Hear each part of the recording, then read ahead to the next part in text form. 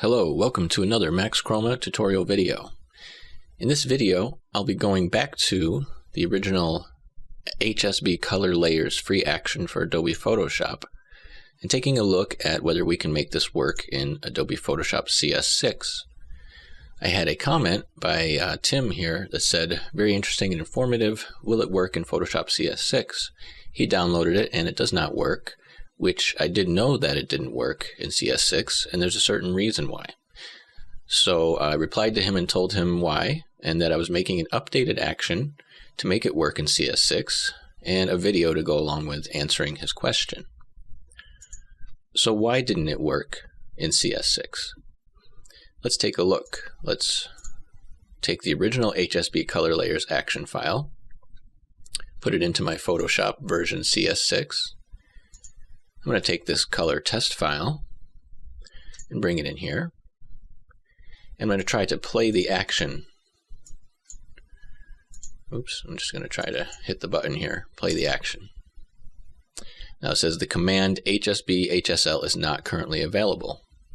What is this command HSB HSL?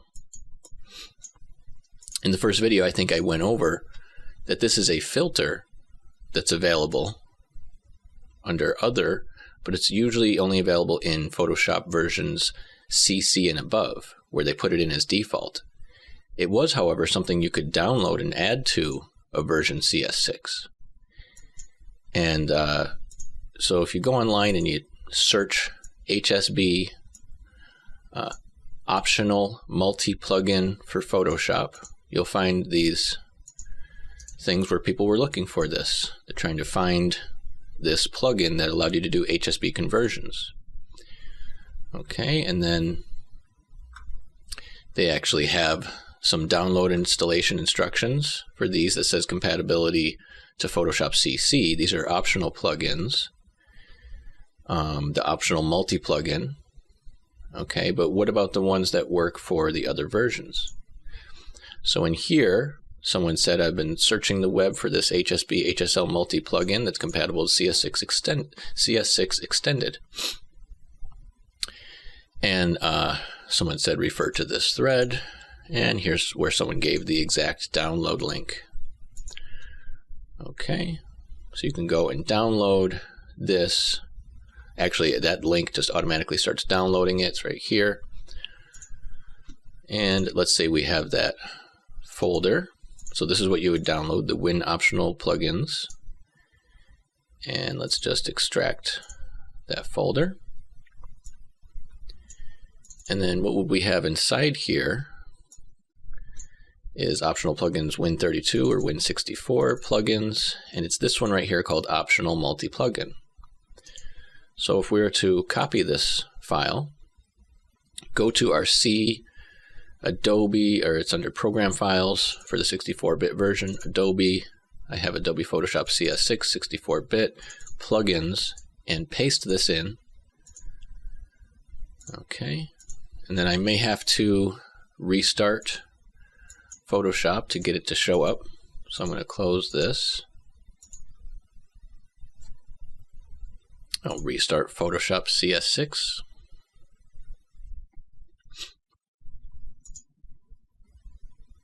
Okay, and let's go to bring that test file in.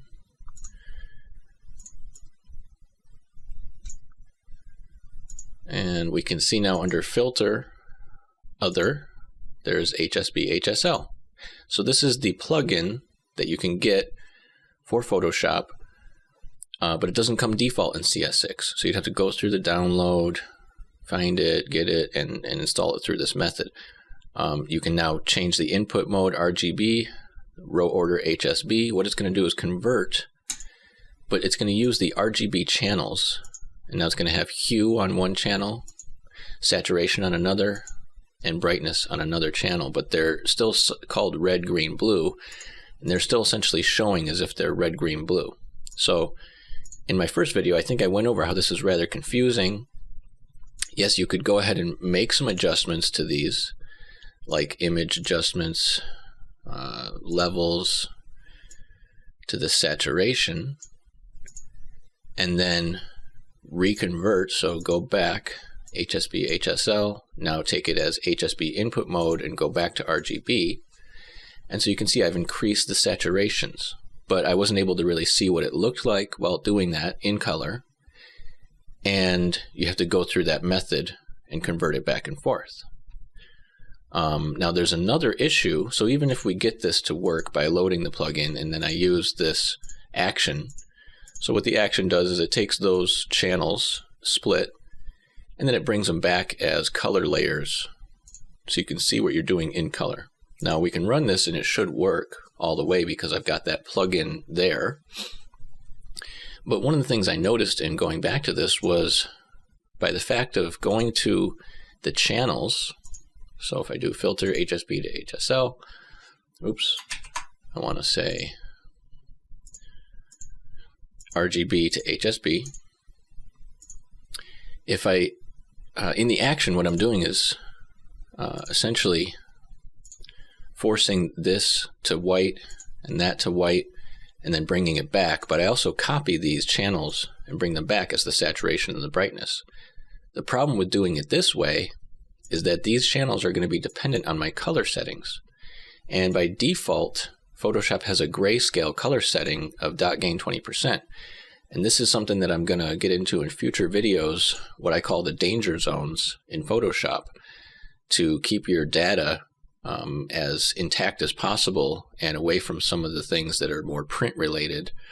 So CMYK mode, grayscale, multi-channel mode, all these are things, duotone, they're all modes that are going to change stuff if you're not aware of the color settings. So when you're looking at the channel, one singular channel, even though I'm in RGB, the channel I'm looking at is going to be viewed under the grayscale dot gain settings. To keep it looking exactly as it does in RGB, you would have gray gamma 2.2, or you'd load other one. I'll do more options. And I could do custom dot gain. You can see that's sort of what the gamma 2.2 is like. S gray is also basically a linear corrected version. The dot gains 10, 20, you see it's actually lightening it up. And so let's just go to custom dot gain.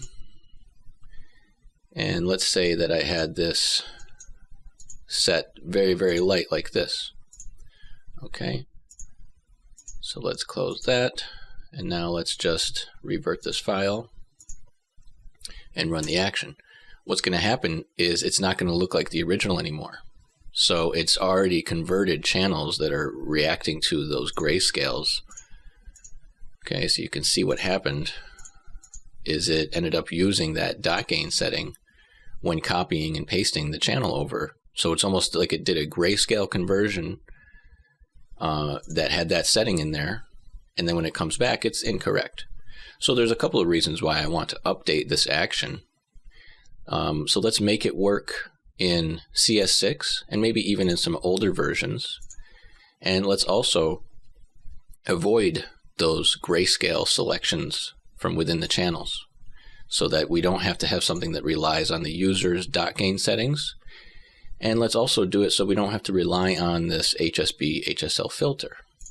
The reason I was doing that was to sort of show that yes, Photoshop does have some default HSB HSL things you can get to in certain versions, but it's sort of convoluted. It's not necessarily as simple as it could be to just make some HSB HSL adjustments to the layers themselves.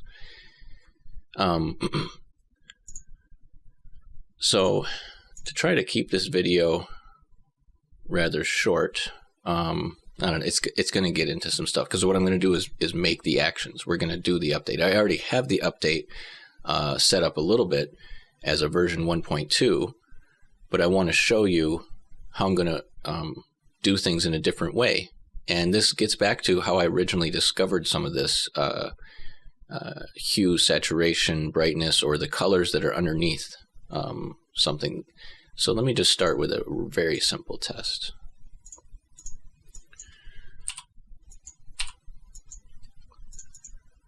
Okay, we'll do RGB. 8-bit is fine. And a lot of my color test files are built with this sort of idea in mind that if you create something to work on a test image that has all of the colors in there, then it will work on a regular image that might not have all those colors. It's kind of like using a ruler and a level, and then when you build with the other materials, it comes out correct. So one of the first things I sort of got into was just looking at what I thought was saturation and brightness. So let's say I had a red hue gradient, and let's have it fade out to white there. And we'll take another one, and this one will fade out to black.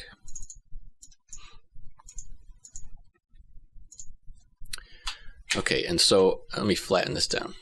So I originally thought that that this was saturation when it fades out to white, and brightness when it fades out to black.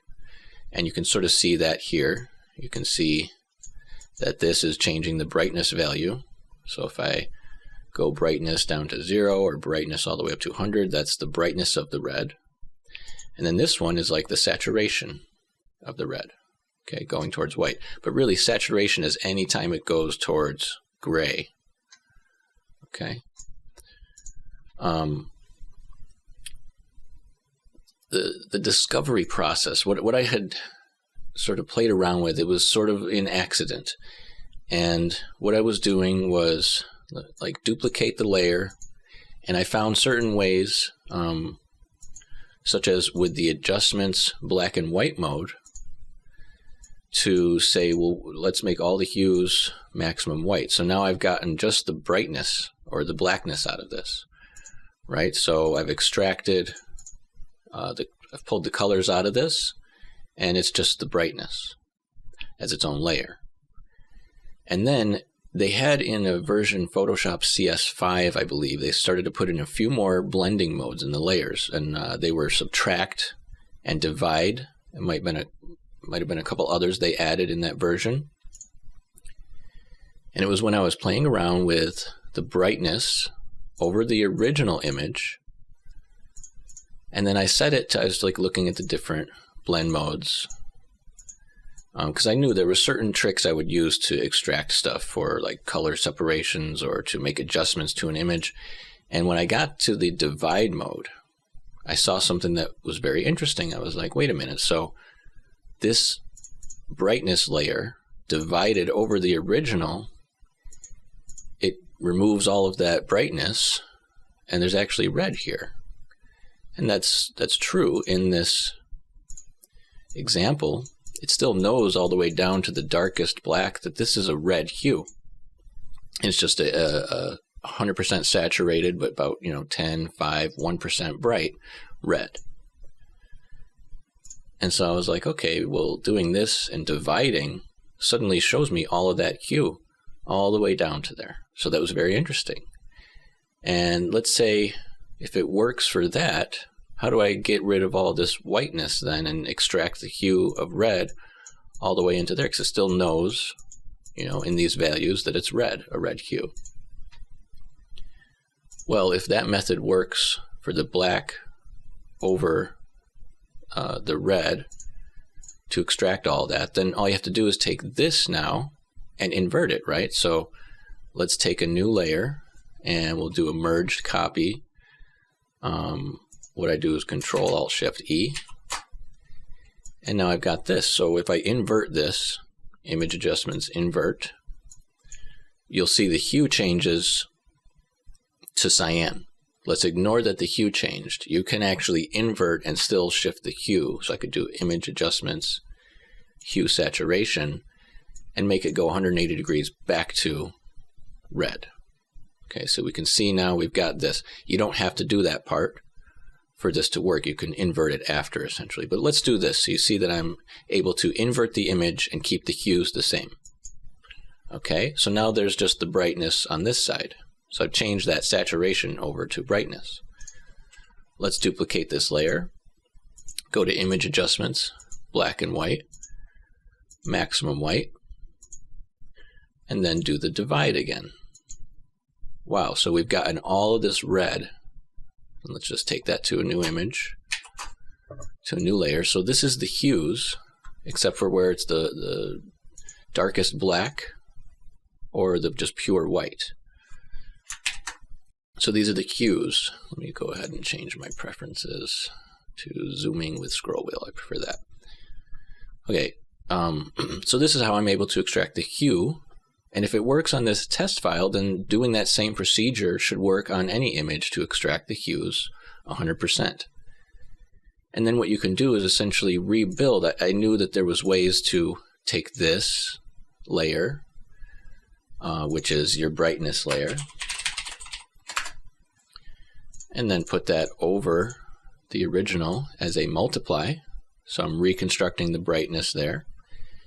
And then this isn't really the correct way that it works, but let's say that this is the saturation. Okay, so this is whiteness, essentially. And let's do a screen lens. So I can recreate that gradient, and then I can do multiply to recreate that gradient. So I've recreated the original out of the layers of hue, saturation, and brightness. So let's create an action that does this. But what about those methods that I'm using? So is the image adjustments black and white available in other versions of Photoshop? Is the blend mode divide available in other versions of Photoshop? And it's not. There's certain versions where it goes back and you don't have the black and white mode anymore. But there's still other ways around this. And that's kind of stuff that I like to investigate at times and figure out how I can find another way around it. Okay. So let's try to make an action that works and is compatible going back further than CS6. Because if I did that, I'm in CS6, if I created the action those ways, I would avoid using the HSL filter. You wouldn't have to install that. And I would avoid going to the channels and having grayscale selections that would fall under being affected by the color settings. Okay. And I actually want that on S gray anyway. Well, let's close this. Let's go back a little bit, back in time. So I have a version of Photoshop 7. And this is going to not have some of the same things in there. Let me go ahead and bring in this test file. And there's one thing that we're going to have to do is make an 8-bit version and a 16-bit version, because when you're in 16-bit mode in Photoshop 7, you pretty much can't really do very much. There's no layers capabilities. For some reason, I cannot add a layer or duplicate a layer or do anything. It won't even let me brush. Could not use the brush tool because it does not work with 16-bit per channel images. Okay, so back in version 7, they had a lot of lack of functionality in just being in 16-bit. So we're going to have an 8-bit version of this. Okay, and I'll just save that. Go to, call this 8-bit.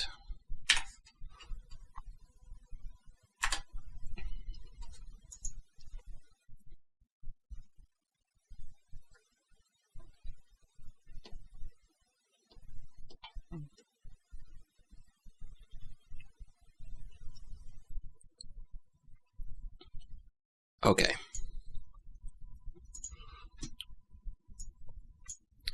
So now, let's go to Window, Actions.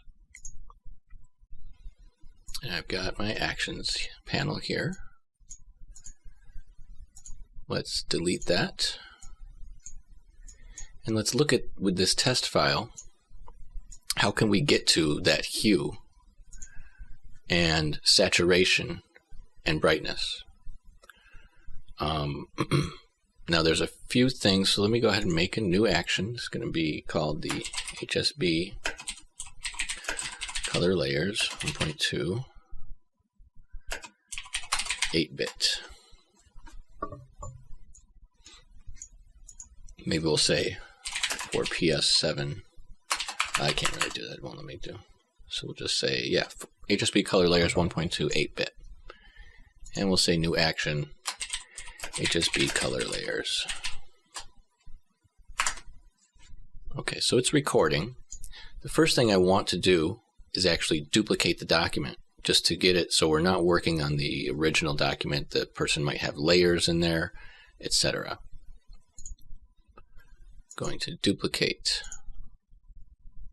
And actually I'm going to refer to my other action here.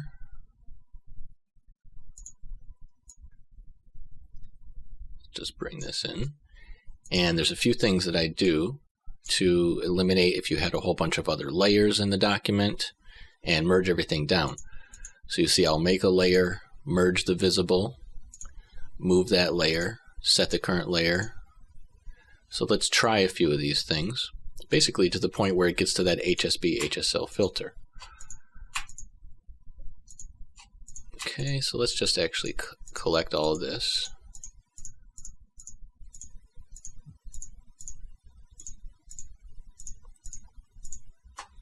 And bring it up to here.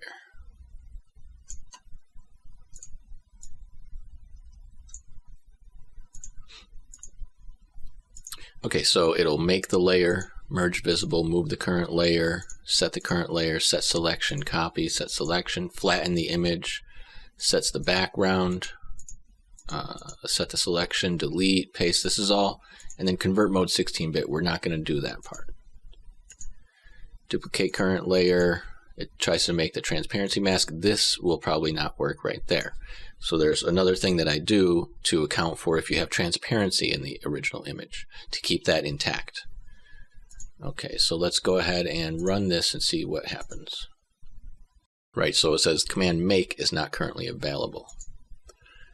And this is the part that has to do with the transparency mask. Now, what I'm going to do is go ahead and put a stop into here. And that's where I need to fix this part of the action.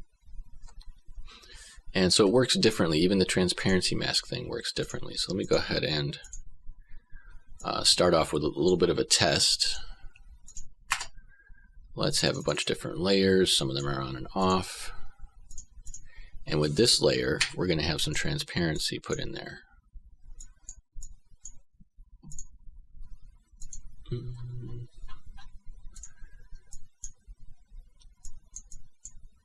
Let's just use a brush to erase this stuff out. Okay, so I got a little bit of transparency going on. And this test file, you can see, has other layers in it, etc. There could be groups. There could be text layers. What I want to do is, before running the action, I want to make sure this works for any kind of document someone's got that they want to send into it, not just a flattened image. So I'm going to duplicate to a new document, flatten it out, but getting to this transparency thing. So let's go ahead and play this again. All right, and it stopped right there. Now, how to get the transparency mask from this, right? So it's making a new channel at mask channel using unknown. That's why it doesn't work, because in the other versions you could do layer, add layer mask from transparency. To get that layer mask in the previous versions here, I can't just extract, I can't just see that alpha channel itself, right? But to get the alpha channel as its own mask is relatively easy. So what I'm going to do is start recording here. And I'm going to say, and actually that other channel was on, that other layer was on. So I'm going to start recording here. And I'm going to, it's trying to make the transparency mask. Essentially all I have to do is go to Image Adjustments, Levels, and force everything to black. Okay. So this is now essentially the mask channel. It's not a channel itself, but I can convert it to one. So let me go ahead and do Image. I'm going to edit Fill. And we can do this in the older versions white behind everything. Okay, so this is essentially the alpha mask of that starting layer. Okay, and then what we want to do with this, so we're going to stop the action here. We don't want this make mask channel part. And what it's doing is hiding the current layer, and then it goes to the start layer and it creates the transparency and removes the transparency through that method, which also will not work in this older version of Photoshop 7. This is sort of a different issue, but to keep the transparencies working the same going back here, it'll also work in the future versions. And so it's basically not as easy to do. Let me go to, well, it might be. So let's see, we're at this part, fill with white behind, hide the current layer, so it'll hide that. Although really what I want is this thing to be a transparency mask channel. I'll just change it to a channel later. So hide the current layer, select the starting layer, and then this make new channel delete to remove everything. Well, let me just test and say layer, add layer mask, reveal all. Nope, that doesn't give me something where I can change the mask of this. Yeah, I can't really get rid of the transparencies that way. Let's try to go back and see. Select layer transparency. It allows me to select it, but I can't quite see it as its own channel and change it. I don't think it's under layer properties here. Transparency shapes layer, that's still not going to do it. Yeah, so getting to the transparency mask is another thing that's easier in the future versions and more difficult in the older versions. And also removing the transparency. But this is stuff I've done before in this method that I'm going to show and record into the action. So let's go ahead and delete this part of the action. And that, what we're trying to do is remove all the transparency first. And it's going to then do an HSB split through the methods that I'm going to put into this action that work in Photoshop 7. And then it'll reapply the transparency to the group afterward. But in this part of the action, in order to remove the transparency, it's honestly quite simple, but it might take a few steps. So what we do is, let's start recording. We're going to right-click, duplicate the layer, starting layer 2, and you'll see that automatically it started to cut back some of that. Let me stop the action and show you.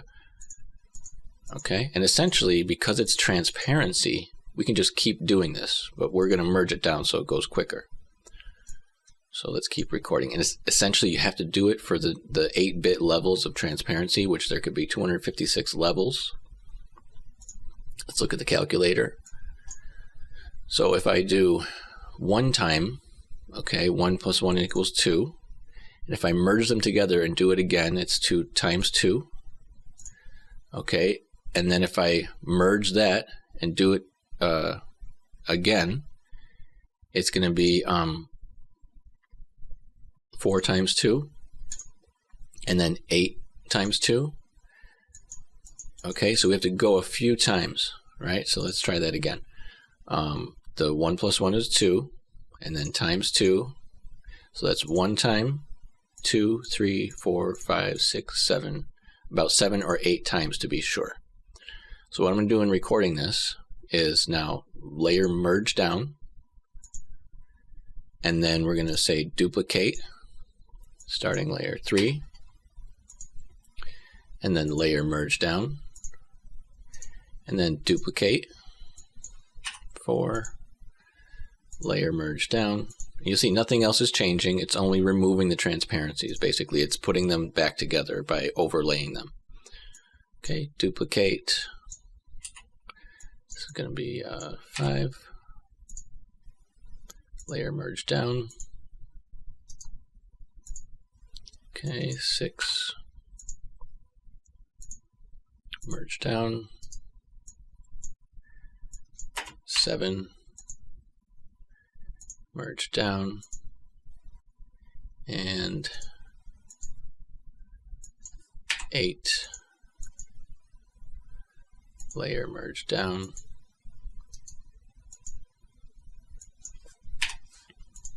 9, merge down, and let's see if we can do it one more time, and how much that gets rid of. Let's do layer merge down, and let's stop that right here and take a look. Okay, you can see we still have some more, so I may have to do this a couple more times to get this to work right. So let's record, duplicate,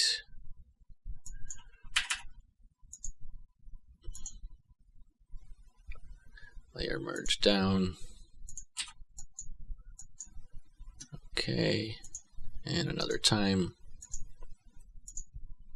duplicate, layer merge down. Okay, so I believe we've gotten to all of the transparency except for where it was 100% transparent. That's where I essentially erased it completely from the bottom layer when I hit those eraser marks. Okay. If we look at this channel and we were to say image adjustments threshold, go all the way down, you can see that's what was completely erased, and now that's all that's left of the transparencies. Okay, so this is the long method of removing the transparencies. I'll show you in the other versions. It's a lot quicker. You just right click, make the mask channel from the transparency, and then delete that mask channel. But to make this work in Photoshop 7, we have to do those few actions there. Okay. And I want to undo what I just did there. Okay, so this is now, we're going to rename this to starting layer 2, and then I just want to make sure it's actually called starting layer, so rename it to starting layer. Sometimes the layer actions can change when you're merging. It might keep the layer name from the one above. And another thing we can do in recording actions, let's just go back to this file, start from the beginning, hit play, make sure we get to the same spot. Oh, I have that stop in there. I'm going to get rid of the stop. We're going to say that play it from the levels. Okay, and there we go. So just like that. Okay. And then that should be fine, keeping those things 100% transparent and rebuilding it from the group later. So now we've got the correct starting layer. And in recording this, now what we want to do is actually get the HSB extractions. So we want to get the hue extracted, and the brightness, and the saturation. So we can do some of this, but we don't have the divide mode. We don't have the black and white. So let's go ahead and start to try to get the easiest one. Usually is the brightness. So I'm going to duplicate this layer, call it brightness. Turn off that starting layer we're recording.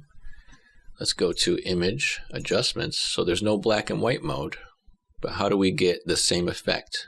How do we get just the blackness of this? You can use hue and saturation. And this is one of the older ways I used to do it. So you can't go to the master and just say lightness to 100% because there's it's affecting everything. It's HSL, not HSB. But if we go to just the hues and we say the lightness to 100%, we can essentially extract it manually this way. Instead of going to all of them, I'm just going to start with the reds and change the ramp. So I'm going to say do just about everything, but it can't do all of the stuff. It leaves a little point. So let's say that's at the cyans. Then I'll just go over to the cyans and expand those all the way. So they're definitely overlapping, and then bring the lightness all the way up. So that's how I use the HSL adjustment to get to the brightness. Okay, so now we've got that. What about the saturation and the hues? Well, you saw in the CS6 version, I could use the brightness over the original set to divide and then repeat it to get the hues. We can't do it that way in this version. But let's go ahead and go back to the starting layer, duplicate it. We'll say extracting hues. And then we will move that up one. That's a layer, arrange, bring forward, control bracket. Okay, and then we want to take this brightness, duplicate it. Brightness for getting hues. Move it up above there. And so there was a few other methods that I could use. If I went to difference, okay, this is a way which it sort of extracts the hues without everything. There's no divide, so I can't do it that same way. We could try to do it through this method, but I think there's actually another method. I'm going to stop it and test it out. And if I have this inverted, I think it works this way, and then I set it to color dodge. Oh, that's for the saturations. But it basically works the same way as the divide does. So we could do color dodge once, and then let's see, let's test it out. Merge that. Now if we invert that and then duplicate, get this HSL, so go to reds like so, and then to the cyans, make sure I overlap those ramps plenty. Okay, and then what we invert and then do color dodge.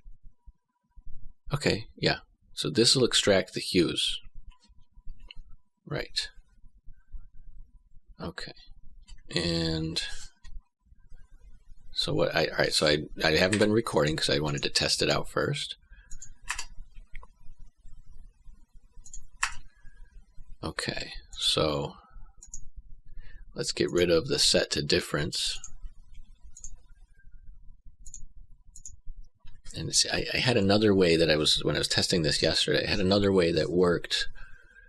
Let me open up that file if I've got it somewhere. I'm not going to find that file right now. Well, I could use the old open recent. No, I didn't. Maybe I just didn't save it. Either way, there was another method, and I'll try to show that using the difference on the normal one. Okay, and then if we invert that, so you can see these are the hues all extracted, but it's got the black and white removed. So this is what I call the chroma in color. Essentially, what you can do is there's a way to use the saturation. So if I just go to Image Adjustments, Saturation, and I say Increase Saturation all the way, you can see it's actually removing it all the way, but only to the gray point, not affecting the brightness or the white saturations over it. But knowing that it works that way, there's another method to use. So if we have this right here, we can essentially put this over gray. And the way to do that is we're going to have one of these go to the hue and saturation and take all those colors, make them black. And again, this is something where it's easier to do in the black and white mode. Just takes a second to do it this way. Okay. And I'm going to invert this, and then I'm going to make a layer, solid color gray, 50.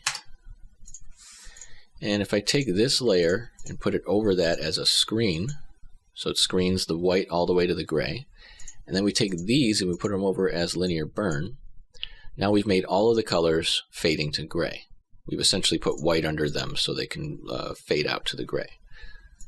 And now if we grab that as its own layer and then do the hue and saturation Now you can see that increases the saturations all the way. Now you're still going to have this noise that happens in 8-bit, and it's something that that's why I'll basically make a 8-bit version of this action and a 16-bit version. The reason I convert to 16-bit in the future versions of Photoshop, like the CS6 or CC versions, is to avoid some of this noise that's generated. Okay, and we can honestly see that even though we tried with the saturation tool, it's almost like the saturation tool by default does not actually extract 100%. There's still some gray fading over that. So even though that's what I was testing out yesterday, I'm actually not going to do it that way. I'm going to use the color dodge method. So, and sometimes when I'm doing a bunch of testing, not recording an action, I'm just going to go back to the beginning and play it up to that point on this. So I know I'm at the same point with the same layer names, etc. So we've got the brightness for getting hues. Not set to anything yet. We're going to record. We're going to invert that. Set that to color dodge. Okay. Make a new layer. Control-Alt-Shift-E merges visible into that layer. We're going to say hues revealed part 1. And now we will invert, duplicate. We'll call this brightness from hues part 2. Image adjustments, HSL. Go to the reds all the way to white. Move that ramp. Cyans, like so.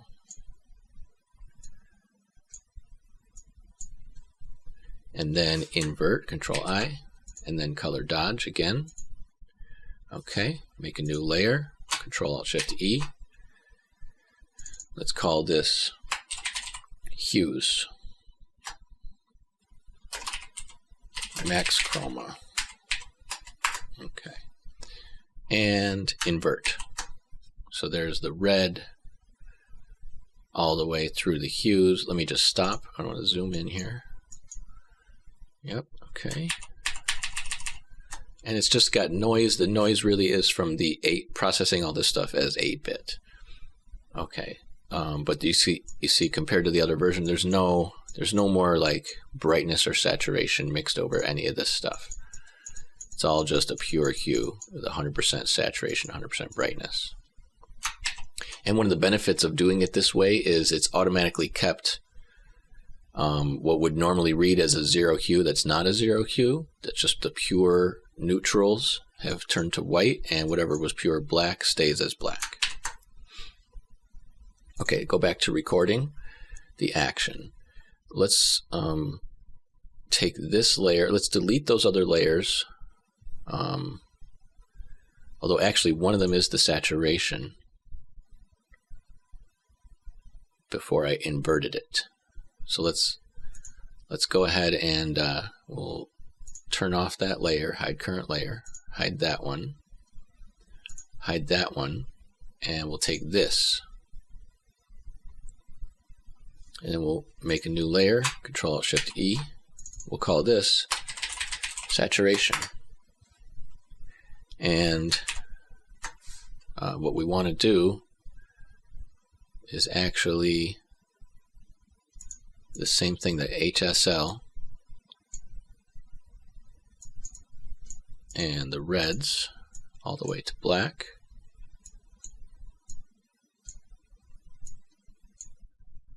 And the cyans all the way, lightness down.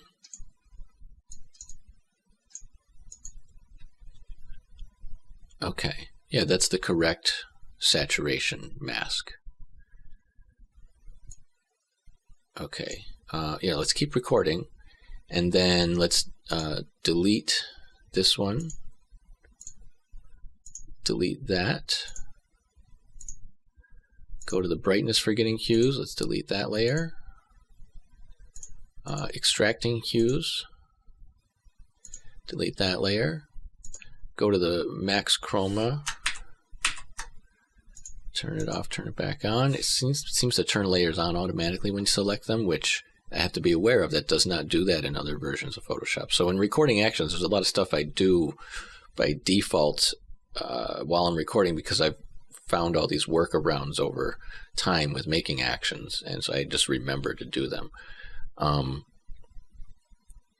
Let's just stop this right here. I want to see that. Okay, it looked like it had color there, but it just didn't. It was the little grayscale background transparency thing. Okay, so let's keep recording. So now we have the hues. I want to take the saturation and move that down. So it goes hues, saturation, brightness. Starting layer. I think I'm just going to delete that. Or I could, yeah, because that has the transparency removed. So we're going to delete that layer. Okay, so to recreate this, I'm going to, we'll turn off the brightness, we'll look at the saturation. So this becomes a screen mode. Okay, so that's basically recreating the saturations over the hues. And then go to the brightness, and then this becomes multiply. Okay, so I've got these three layers extracted, but I don't have the transparency built into it yet. So what I want to do is select, and you can't do Control Select Layer, you can't do Shift Select Layers in Photoshop 7. See, if I try to do Shift, it won't actually. So to group these is a different operation. All right, let's go up here and do Group, and then let's set this to HSB Color Layers Group, and then drag them in one at a time. Let's see. Put it into the group. Move current layer to layer 3. Yeah, it'll have to work that way. Let's go in. Okay, that's going to actually make it in reverse. That'll set that to layer 3. This will set this to layer 3. Now we can go to this one, move it up. This one, up. That should stick with the group. I don't know if I'm going to be able to do this in version 7 with the mask, add layer mask, reveal all. Okay. Now to manually add the mask to the channel, what we're going to do is on this group, layer mask, add layer mask, reveal all. So now there's a mask on the whole group with nothing on it. We're going to go to this guy right here, and we're going to copy, so Control All, copy. And then putting it in there, we also want to avoid that it's going to go to that grayscale thing. So I might go to color settings and force this. I don't know if this actually works. Set color settings. Okay, yeah, all it changed was the gray dot gain 10%. Okay, we're going to say color settings again. We're going to set the gray gamma 2.2. Okay. Yep. And let's just, we've copied it. We're going to now go to that mask channel of the group, turn that on, turn those off, and we're going to say paste. Okay, and then it has to be inverted. Okay. Back to the RGB. There we go. We've recreated the transparencies and the HSB layers. I'm going to now go to that transparency mask, delete that. I want to select, deselect, and then I want to go back to color settings and make sure I go back to the default. Okay.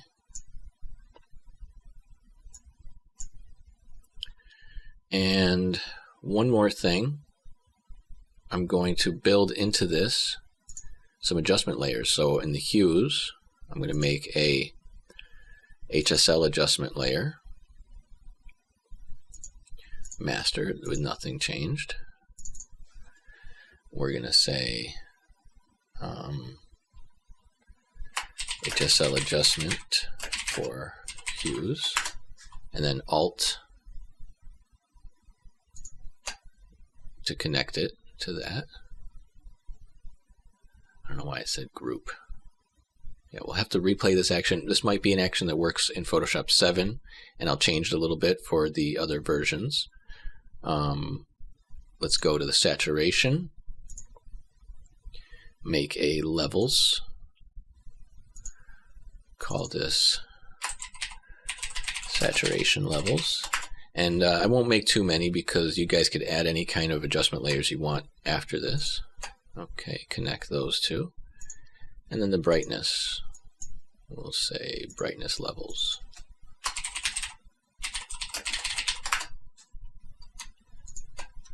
Okay, and then let's see if I were to change those, it changes just the brightness, right? And this one should change just the saturations. Yeah, we can make things more saturated. Okay, and this we could change the hues all around. You can go in and change, let's say, just the red hues. Okay, which you can do. You can make these adjustments with the HSL tool, but it does not work the same with the saturation and the lightness. HSL is different from HSB. And you saw that you can't really get to all of the saturations. If I were to take this, increase the saturations, go to the brightness, take those out, you can see I've sort of gotten to all of that hue underneath everything. In the normal HSL tool, let's see on here, the normal HSL tool, I'll just flatten this.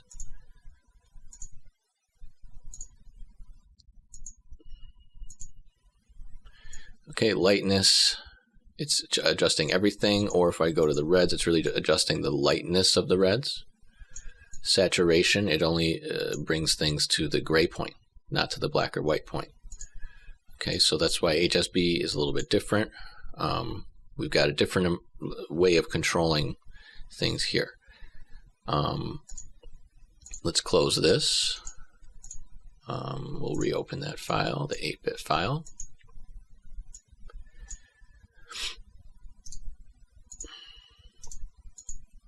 Duplicate, make a few other layers, some other things in here, whatever. And we'll do that erasing.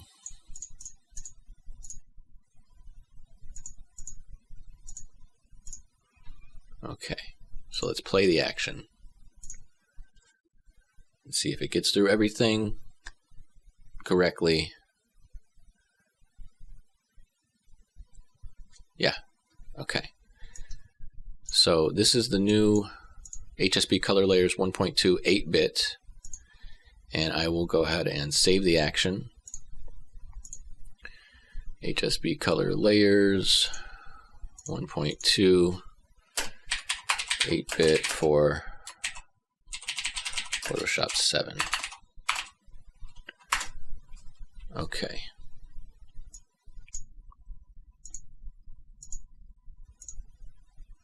And then we'll try it on an image real quick. I don't know what to do. We'll just throw this in here. Okay, let's do play.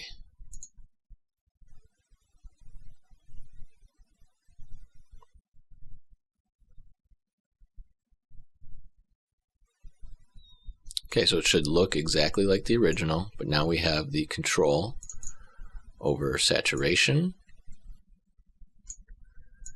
Okay. And brightness.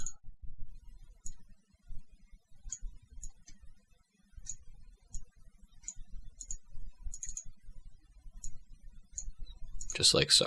All right, so that works. That's tested. Let's close this. Now let's try to see how it works in Photoshop CS6. So we may have two separate actions that I add to the new download. One that's for version 7. Now let's go ahead and do button mode. Or let's just get rid of this action.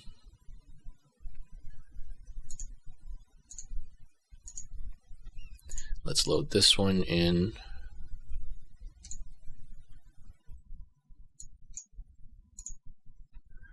Okay, and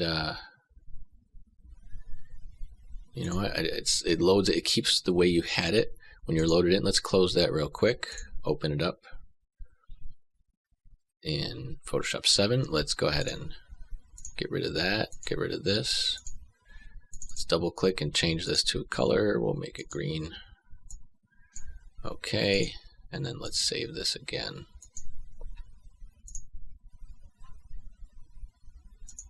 This one, 1.2 8-bit for Photoshop 7. Okay, close, close. Now let's open up CS6. All right, let's get rid of that.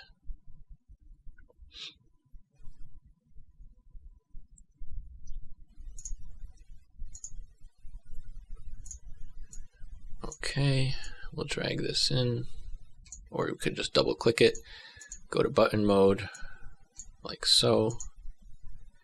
Let's try this test file.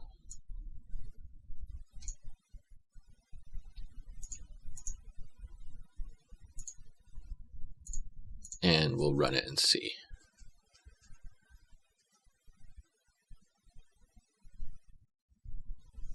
Yeah, okay, that works. Yep.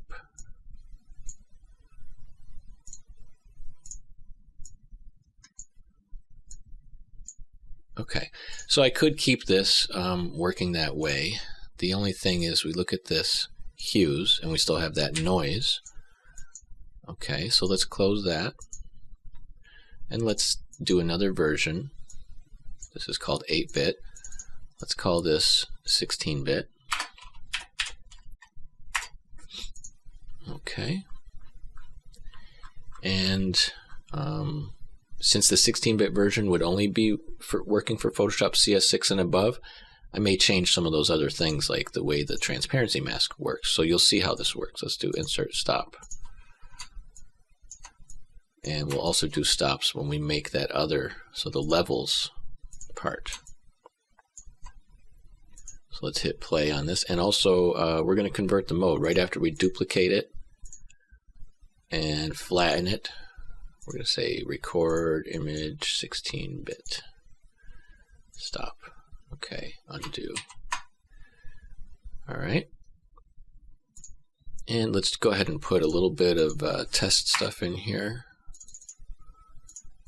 Erase some of this. Oops.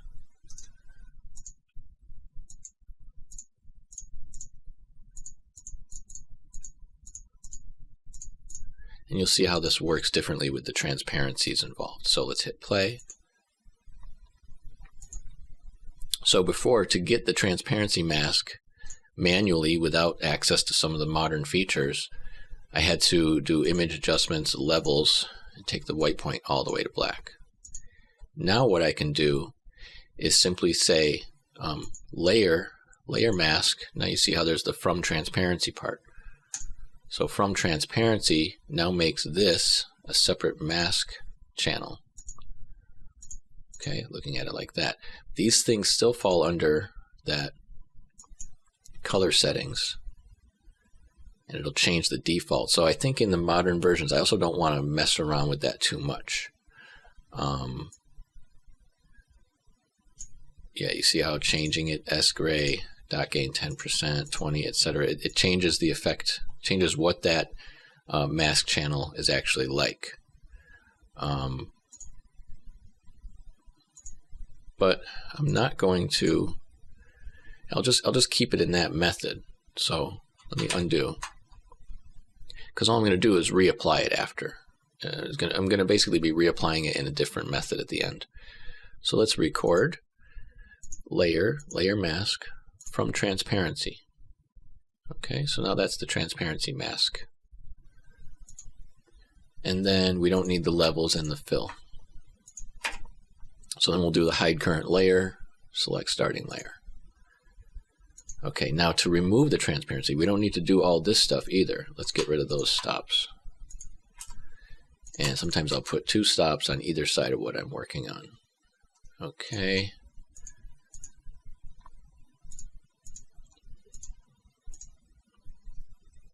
So instead of running through all this to get rid of the transparency, what you can do in the modern versions And we'll start it from here.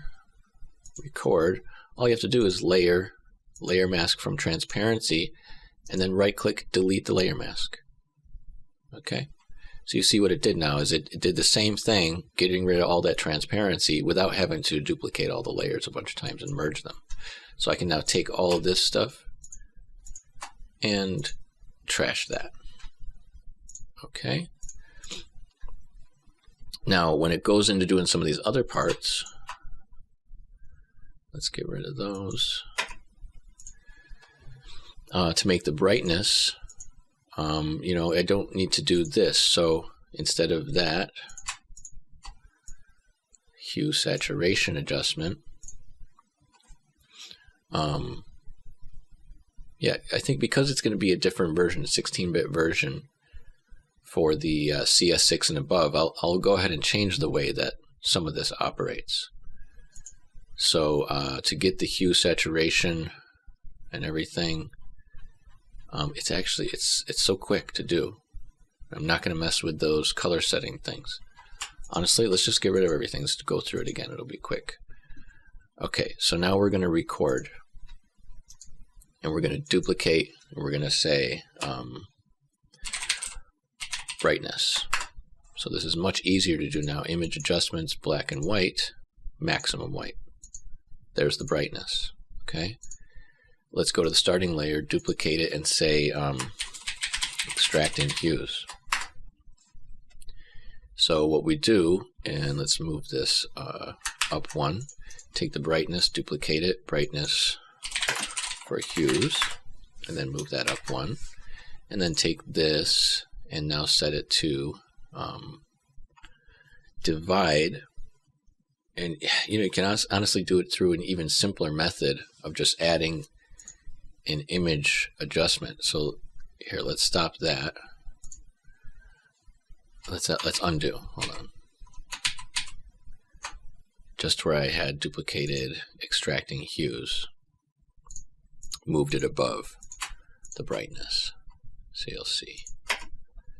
So we're on the extracting hues, and we're going to say image adjustments, black and white. Okay, maximum white. And when doing this, because it's a preset, there's another action related thing. If I just hit OK, you'll see in here it says see program files. Adobe Photoshop CS6. That stuff we don't want to have in there, because if someone's got their Photoshop located in another location, yeah, it's going to be not working. So let's undo. Let's go ahead and record. But to fix that, all you got to do is just go to black and white, maximum white, and then move this so it's no longer a preset. Move it back 100. So it thinks that it's the same setting, but it thinks it's a custom one. So hit OK, and now you'll see in there it's just going to set all that stuff. And again, I'm doing this through a different method. So all right, check it out. Let's delete that. So it'll be kind of one step. So recording it, I'm going to do in black and white adjustment layer, set that to 100. Okay, and then set the this adjustment layer to difference. Okay, and then layer merge down.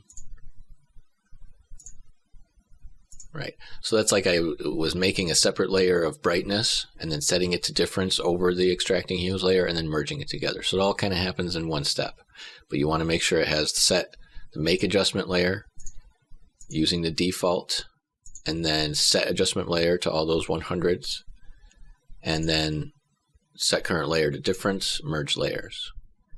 Okay, so then what I can do is the same thing, and I want to go to black and white adjustment layer, maximum white, set that to 100,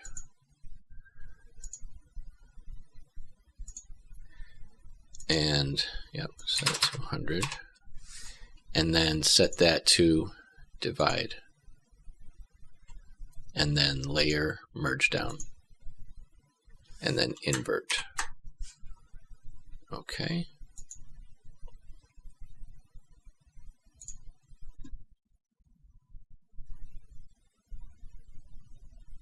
Let's see. Yeah, and that's all the hues extracted. Let's see if that adjustment layer, yep.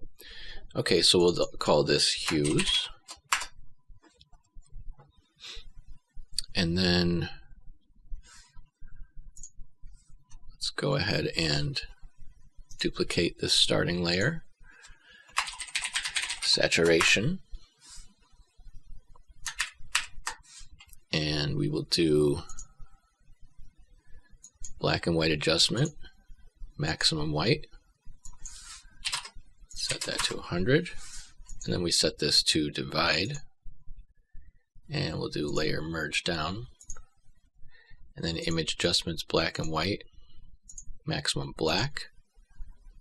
That's our saturation. Go to the brightness right there. Let's delete the starting layer. Change the saturation to screen. Change the brightness to multiply. And we're going to put HSL adjustment layer here. HSL adjustment for hues. Saturation. Say saturation levels. Brightness. We will say brightness levels.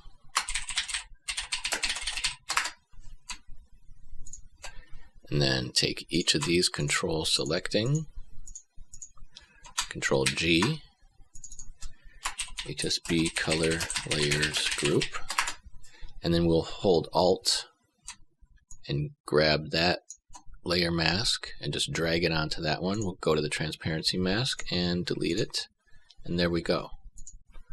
So I avoided using those, changing the grayscale color settings. I avoided using the HSL tool to get to some of the brightness. I've avoided using the HSB HSL filter, and kept the transparencies intact. Okay, so this should now work as 16-bit. Yes, HSB color layers. We'll call this 16-bit. That's 1.2. Yep. Okay. So let's save this action as the HSB Color Layers 1.2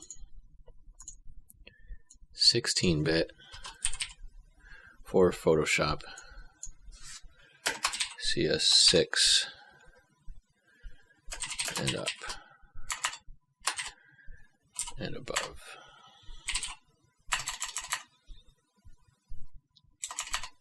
We'll say for Photoshop CS6 to 2019, or CS6 to CC. Let's do it that way. CS6 and CC. Okay. Let's just close this and let's actually make sure it replays. Oh, here we go. See, I've got some stops in there I got to get rid of.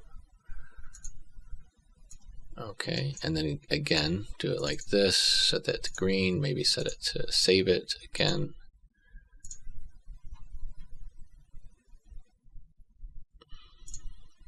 This one, overwrite it, set that to button mode, test it. Ah, okay, see, we gotta fix this. Merge layers, oh, I see what happened. The extracting hues was not on. Okay. Turn that layer on.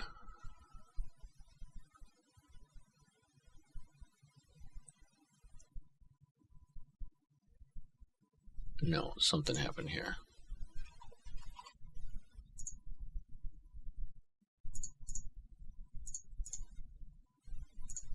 Let's put the stop right in here.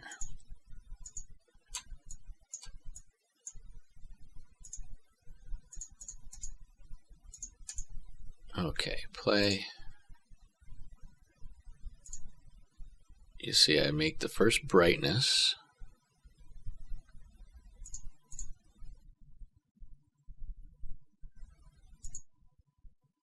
Oh, I've got that in there twice, that's why. And black and white, no, we don't want this preset here at all. Duplicate layer, black and white.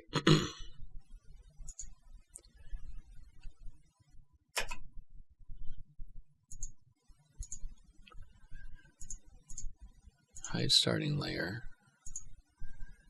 Duplicate current layer, extracting hues. Okay, so what we want right here is to create this, so as the brightness, image adjustments, we will do this, maximum white, and then move that. Okay, good. So we've got this black and white adjustment that doesn't use the preset, and it should adjust it just fine. Okay, now we want to select starting layer, duplicate it, move current. We need to turn the starting layer back on, so record, make sure that shows, and then it'll select it. So what I'll do is I'll move the stop down a little bit, show starting layer. Okay, right. Merge layers, does that work now? Yes. Okay, let's try and delete the stops and test this again.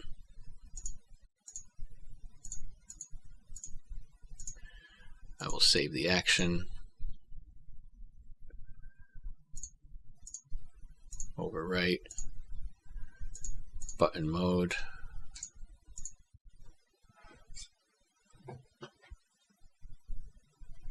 Perfect.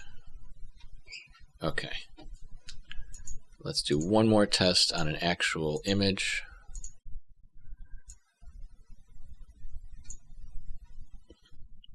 Play it.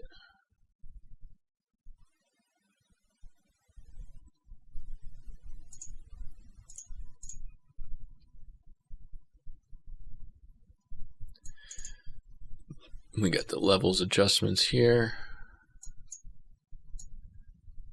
Yep, okay.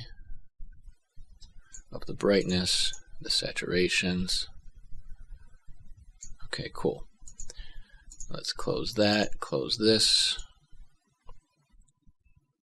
And maybe we'll just test that it works in Photoshop CC as well. Let's close that. Oh, and there was one other thing I wanted to test with the 16-bit version, right? Let's go back into there and make sure that none of that noise is there. If you have an original file in 16-bit, and you get this with certain photographs of, raw image data from cameras, or if you create your original artwork in 16-bit, and so that's why I had this correction made to this file. So if I start with the 16-bit file,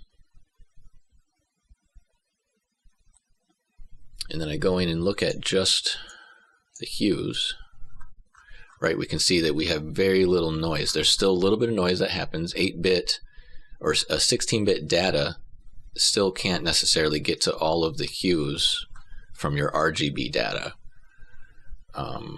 It's something I'll have to leave for other videos, obviously, to get into the technicalities of 8-bit to 16-bit.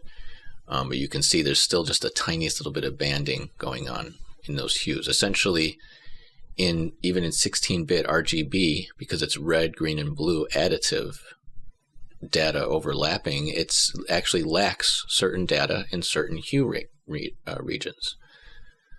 So it all has to do with profits and stuff for businesses making things. Why we use RGB pixels on our monitors or RGB sensors in cameras. It's not just that it's sort of something that matches the human eye, because the human eye does have more than just the RGB. Has color opponency methods to it, and it also has things in your brain, in the visual processing centers, that actually look at stuff as hues.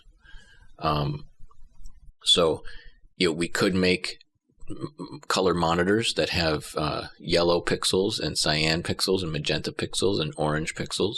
We could make camera sensors that have all of the hues detecting, but it's just costlier. It costs a lot more.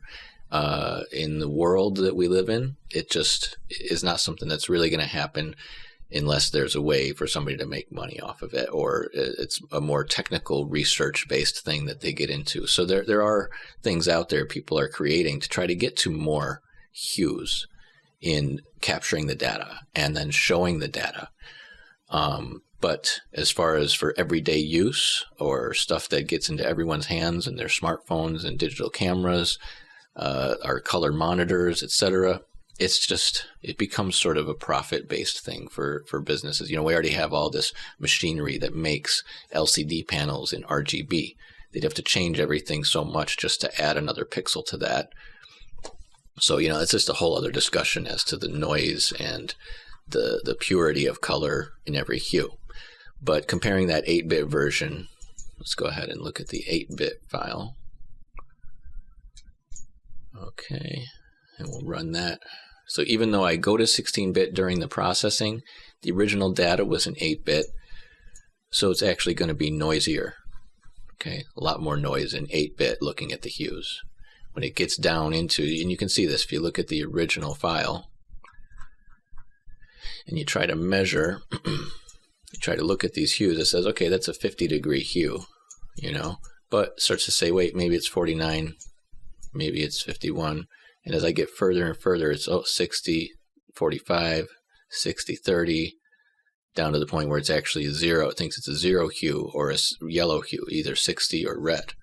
Okay, it has to do with the RGB data. Like literally it's saying that it's made out of 11, 11, and 10. And I go over here, it's going to be 14, 13, 13. This is stuff that it's very interesting how RGB translates to hue. But I'll have to save that for other videos. You can see that basically to know that it's a 50-degree hue, it's the relationship between where the red light is at, the green light, and the blue light. Changing this green light is actually going to change the hue up or the hue down. Okay, there's a relationship between the two that determines what hue it is. As you get further and further down in data, you see there's basically only a couple numbers. There's not enough room between this 12, 12, and 11. 16-bit adds more room. It's going to be 12.1, 12.2, etc. But it's cool stuff if you're really into that. I'll save that for future videos talking about the camera raw images, 16-bit data. But that is something that I corrected. See, I'd had this color test squares file, 16-bit old version, and it was even the way that I created it. Even though I created it in 16-bit, I thought I did it correctly, but I used some layer blending modes to generate this test file, and because of using those layer blending modes, it actually wasn't as pure. So there's actually a little more banding in this older version than in the newer version, 16-bit. Okay, and I never changed in this duplicate first document. Okay, in the newer versions you can name the document when duplicated. This is just going to be called copy. That's fine. I'll just leave it there for now. Okay, let's close this, not save. Let's go to the modern version, Photoshop CC 2019. Load in the new action and just run a test to make sure it works there as well.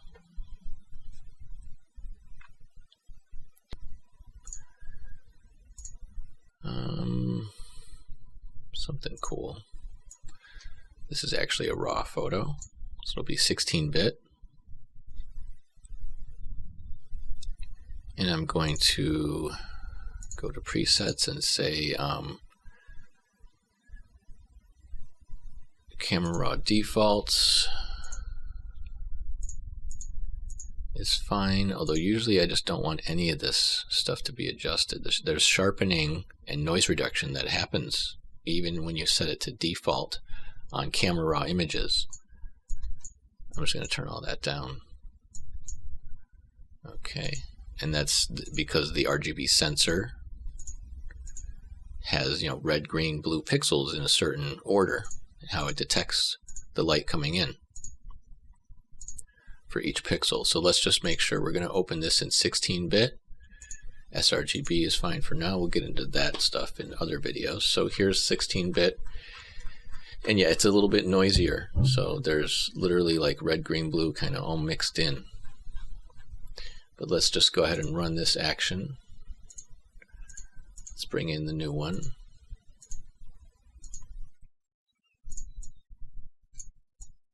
HSB Color Layers 1.2 16-bit for Photoshop CS6 and CC. That should load in here. No. Let me drag it in. There it is. Okay, let's just play this.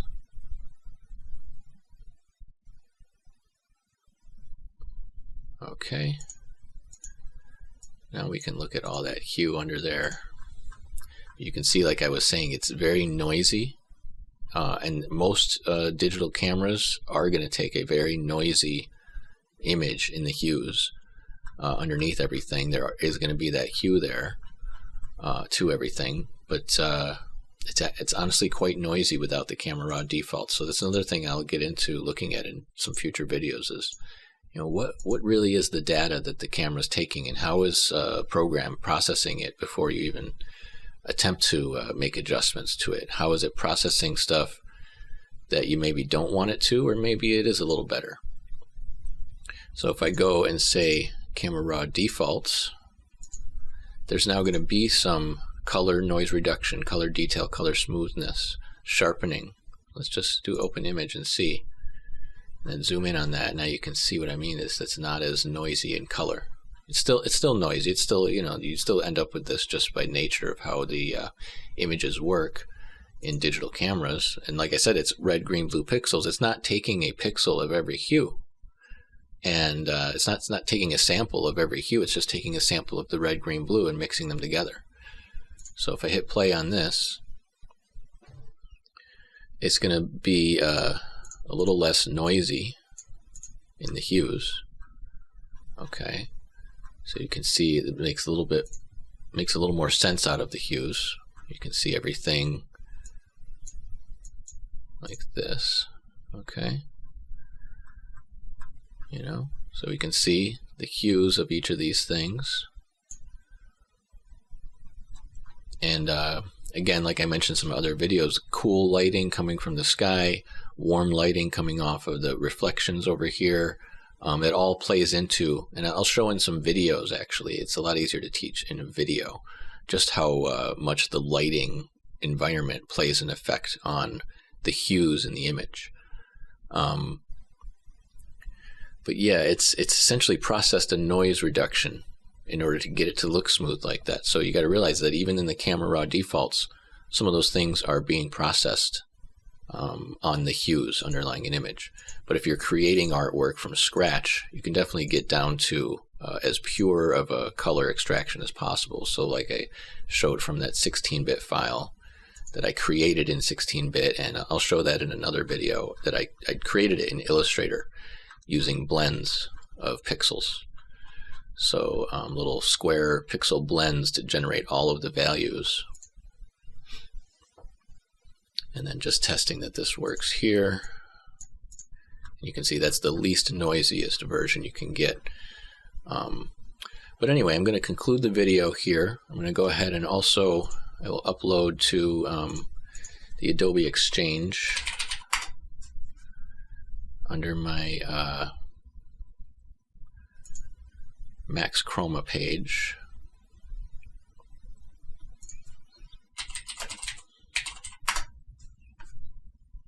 Okay, so the HSB Color Layers, I'll go ahead and submit after I process this video and upload the video to YouTube.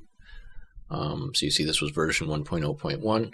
I'll go ahead and submit the new version 1.2 with the files for 8-bit to work in Photoshop 7 and 16-bit that work in Photoshop CS6 and up. Okay, so thanks for following me if you did throughout this whole video on how to essentially work with HSB and extracting it, not necessarily through the HSB plugin filter, but how to do it manually, and all the way back to Photoshop 7. And then, some stuff that had to do with actions, photographs, again, 8-bit versus 16-bit. This is good. I'm glad that the guy had asked that question on the video, and this brings me back to the original starting point for how I got into all this stuff. And then we'll start talking about, again, the HWB, so hue, whiteness, and blackness, as opposed to saturation and brightness. And then getting into the gray, tint, shade, tone, etc. So all that stuff, again, just follows a sort of a logical path. And I look forward to showing you guys new videos. Sorry, it's been a couple weeks since I got to a video, and I'm just about to get into a whole new round of them. So thanks for watching, and stay tuned.